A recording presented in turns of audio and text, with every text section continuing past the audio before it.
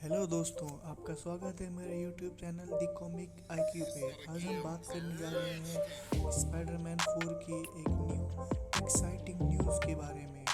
हाल ही में स्पाइडरमैन 4 के बारे में जो जानकारी लीक हुई है उसमें यह बताया गया है कि फिल्म प्रोडक्शन में ओएसिस ब्लू कोड नेम के तहत चल रही है।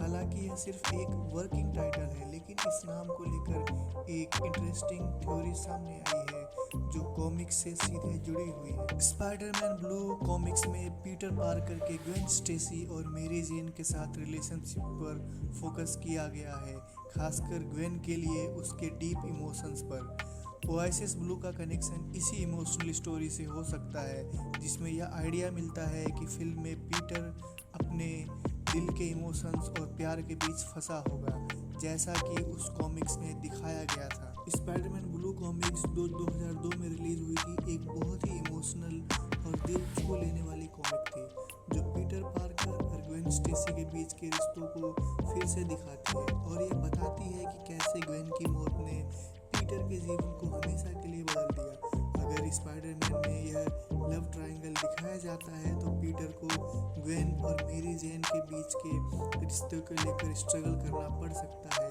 जो कॉमिक्स में पहले भी दिखाया गया है। इससे एक नया डायरेक्शन मिलता है स्पाइडरमैन को, जिसमें वह अपने पुराने प्यार के साथ डीप इमोशंस का सामना करेगा। इसके अलावा रेडिट पर एक थ्योरी काफ़ी चर्चा में है, जिसमें यह कहा गया है कि स्पाइडरमैन 4 में पीटर पार्कर एक नए डायमेंशन में फंस जाता है और उसकी पुरानी यादें और हिस्ट्री मिटा दिए जाते हैं। यह सिमुलेशन एक ट्रूमैन शो जैसी दुनिया हो सकती है, जहां पीटर को पता ही नहीं चलेगा कि वह किसी बड़ी साजिश का हिस्सा है। यह आइडिया बहुत ही दिलचस्प है, क्योंकि कॉमिक्स में ऐसे कई सिमुलेशंस और दूसरे डायमेंशंस के बारे में दिखाया गया है। एग्जाम्पल के तौर पर स्पाइडर वर्स और सीक्रेट वॉर्स में भी अलग अलग डायमेंशंस की बात की गई है और इनमें पीटर ने अपनी यादें खो दी थी और किसी नई दुनिया में कदम रखा था। इसके अलावा विल्सन फिक्स, जो कि किंग पिन है, और डॉक्टर डूम जैसे बड़े विलन को भी इस थ्योरी में जोड़ा गया है।